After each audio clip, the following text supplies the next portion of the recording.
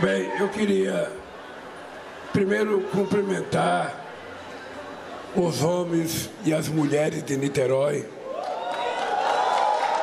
porque é uma alegria retornar a essa cidade. Eu já vim muitas vezes a Niterói, já fiz muito comício ali na Estação da Barca. Vou aceitar o convite do Rodrigo, que eu espero que seja do prefeito, para experimentar uma praia aqui em Niterói, porque a verdade é que eu venho ao estado do Rio de Janeiro desde 1975 e nunca ninguém do PT me levou para colocar o pé numa praia, qualquer que seja a praia. Eu só venho aqui para reunião. Está feito o convite, prefeito. Na próxima vida eu vou vir ver a praia que os militares têm aqui. Eu vou pedir perdão aos companheiros para não precisar repetir a nominata, porque todos os nomes já foram falados aqui. E eu queria falar um pouquinho sobre a razão da minha visita a Niterói. Mas primeiro, vocês sabem do carinho que eu tenho pelo trabalho na indústria naval brasileira. Desde 2003, quando eu disputei a primeira eleição para presidente, eu disse que a gente iria recuperar a indústria naval brasileira. Naquele tempo, o Mauá, o Escavagima, o estaleiro de Angra, estavam todos praticamente paralisados.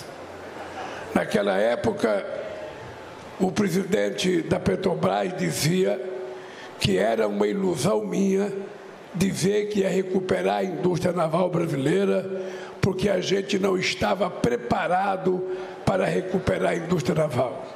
A verdade é que naquele tempo a gente não tinha mais sequer engenheiro naval, como a gente não tinha mais engenheiro ferroviário. E nós assumimos o compromisso de que a gente iria recuperar a indústria naval brasileira. E o que aconteceu na indústria naval brasileira? A gente saiu de menos de 3 mil trabalhadores para 86 mil trabalhadores na indústria naval, com todos os estaleiros do Rio de Janeiro funcionando, de Niterói, em Pernambuco, na Bahia, no Rio Grande do Sul e Rio Grande, e também no Espírito Santo. Vários estaleiros foram montados e a gente passou a construir navios grandes, navios extraordinários, que passaram a ter nomes de personalidade brasileira. Eu lembro que o primeiro navio que nós inauguramos tinha o nome de João Cândido, que era uma homenagem ao negro que foi vítima da revolta das chibatas aqui no Rio de Janeiro. E o dado concreto é que a gente tinha decidido que 70% dos navios brasileiros e 70% dos componentes de uma plataforma ou de uma sonda seriam de fabricação nacional. Por que a gente dizia isso? Porque a gente queria gerar emprego não apenas no estaleiro ou na Petrobras, mas a gente queria gerar uma indústria de pequenas e médias empresas que pudesse produzir os componentes, gerar conhecimento científico e tecnológico e, ao mesmo tempo, gerar os empregos que esse Brasil precisava. E é por isso que nós vivemos uma época de ouro de 2003 a 2010, quando a economia terminou crescendo 7,5%, a indústria naval cresceu muito e nós tivemos a sorte de descobrir o pré-sal, onde eu recebi a notícia em fevereiro de 2007.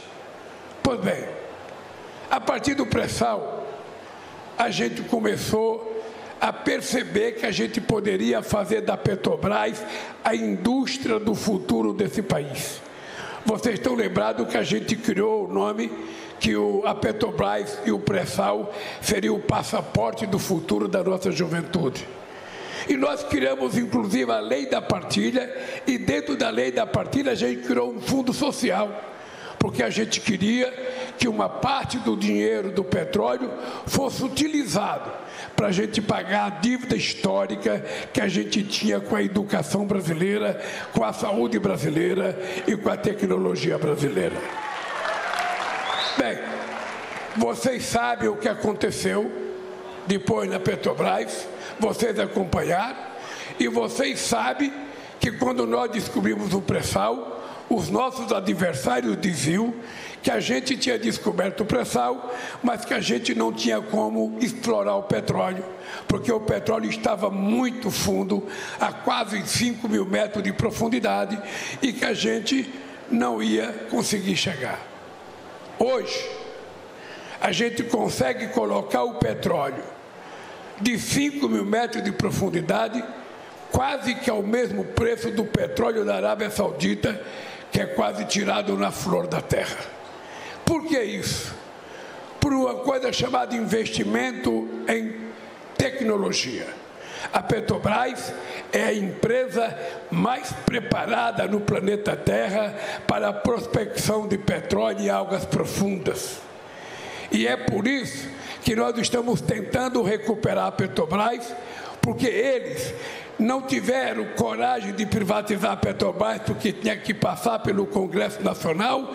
Eles começaram a vender ativos da Petrobras, como venderam o gasoduto que a gente tinha, como vender a BR que a gente tinha, como vender empresa de gás que a gente tinha, porque o objetivo era tentar desmontar todo o sistema produtivo da Petrobras, paralisar o Compeg durante muitos anos. Esse Compeg era um sonho de que a gente iria ter no Brasil uma forte indústria petroquímica, e eles conseguiram desmontar isso, faltava 15% para terminar, e ela ficou paralisada por mais de 10 anos. Agora nós voltamos e nós temos que recomeçar tudo de novo. Não é fácil o trabalho de reconstruir. Se alguém aqui já fez reforma em casa, sabe que muitas vezes fazer uma reforma é mais difícil do que construir uma coisa nova. E nós pegamos esse país desmontado. Esse país estava desmontado. Esse país não tinha mais Ministério da Pesca, não tinha Ministério do Porto e Aeroporto, não tinha Ministério da Cultura, e muitos outros ministérios que tinham não funcionavam. Não funcionava porque nós passamos 4 anos que, ao invés de governança, a gente tinha mentira. Ao invés de empregos, a gente tinha mentira. Ao invés de saúde, a gente tinha mentira. E nós precisamos recuperar tudo isso. Só obras paradas entre a saúde e a educação foram praticamente 6 mil obras paralisadas. Só Minha Casa Minha Vida tinha 87 mil casas que tinham começado a ser construídas e foram paralisadas. Eu fui a Magé agora inaugurar 600 casas que tinham começado em 2013. Eu só fui inaugurar agora porque neste país alguém tomou atitude que não precisava construir. Não precisava mais gerar emprego, era tudo verde e amarelo, era a casa verde e amarela, a carteira profissional verde e amarela, não sei o que verde e amarela. O dado concreto é que a falta de vergonha e a irresponsabilidade tomou conta desse país, e a mentira deslavada tomou conta das políticas públicas desse país. Nós voltamos com o compromisso de colocar a casa no lugar outra vez. Vocês estão lembrados que só no mês de janeiro e fevereiro a gente já gerou 500 mil empregos formais, 180 mil em janeiro e 301 mil empregos no mês de fevereiro.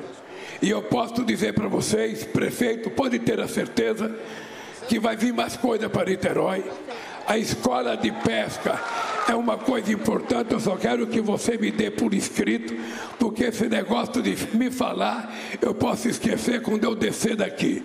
Então me dê por escrito, para que a gente possa providenciar, junto ao ministro da Educação, como é que a gente pode fazer com que uma escola de pesca venha para Niterói.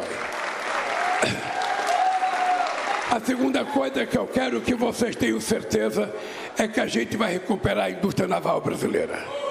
A gente vai recuperar, porque não é possível um país do tamanho do Brasil, 90% de todo o comércio do Brasil é feito através do mar. Então não tem sentido a gente ter déficit comercial na balança por conta que os nossos produtos são todos exportados e comprados em navio de bandeira estrangeira.